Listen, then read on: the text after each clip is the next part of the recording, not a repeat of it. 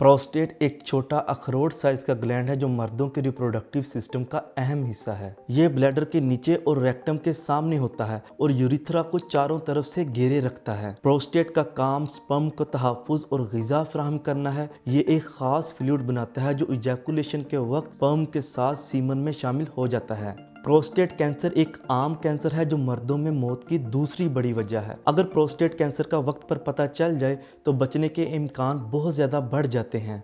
इसलिए ये ज़रूरी है कि अपने जिस्म में किसी भी गैर मामूली तब्दीली को नज़रअंदाज ना किया जाए जो इस बीमारी की तरफ इशारा कर सकती है। आज की इस वीडियो में हम प्रोस्टेट कैंसर के 10 अहम वार्निंग साइंस के बारे में बात करेंगे जो आपको इस बीमारी की तरफ इशारा कर सकते हैं। तो नंबर 1 पे आता है बार बार पेशाब का आना। जब प्रोस्टेट का ट्यूमर बढ़ता है तो ये ब्लैडर और यूरिथ्रा पर प्रेशर डालता है जिससे आपको अक्सर पेशाब करने की ज़रूरत महसूस होती है। कभी कभी इतनी तेज़ पेशाब आता है कि रात के वक्त भी आपको जाकर टॉयलेट जाना पड़ता है।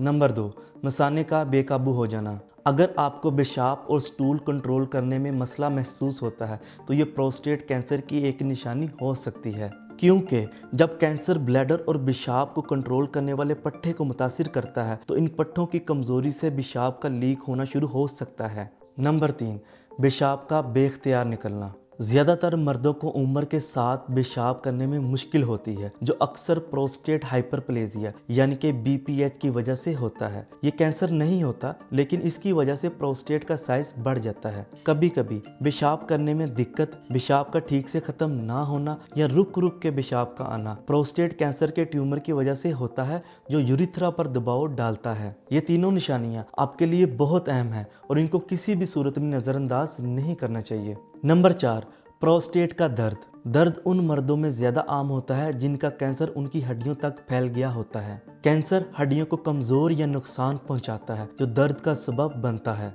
नंबर 5, गुर्दों के मसाइल। जैसा कि आप जानते हैं कि गुर्दों का काम खून को साफ करना और जहरीले मवाद को पेशाब के जरिए जिस्म से बाहर निकालना है। प्रोस्टेट कैंसर की वजह से गुर्दों से ब्लैडर तक जाने वाली नालियां ब्लॉक हो सकती हैं जिसकी वजह से आपके गुर्दे काम नहीं करते और खून में जहरीले मवाद काफ़ी ज़्यादा इकट्ठे हो जाते हैं। नंबर 6, पेशाब में खून। पेशाब में खून जिसे कि हम साइंटिफिक टर्म में हेमाटेरिया भी कहते हैं भी प्रोस्टेट कैंसर की एक अहम इलामत हो सकती है। ये प्रोस्टेट कैंसर से खून आने की वजह से हो सकता है।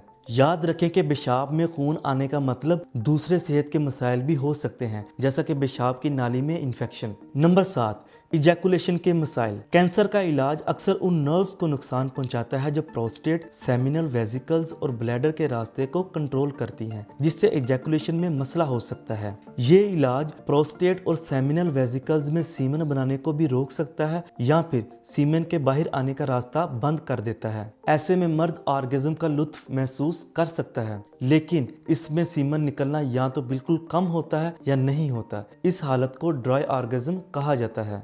नंबर 8, थकान वो बेहद थकावट है जो आराम करने के बाद भी नहीं जाती। ये एडवांस्ड प्रोस्टेट कैंसर पेशेंट्स में बहुत आम होती है। आप अक्सर ज़हनी, जिस्मानी और जज्बाती तौर पर थका महसूस करते हैं। कैंसर सेल्स आपके जिस्म के न्यूट्रिएंट्स का इस्तेमाल करते हैं जिससे आपको एक्सट्रीम फटीग महसूस होती है।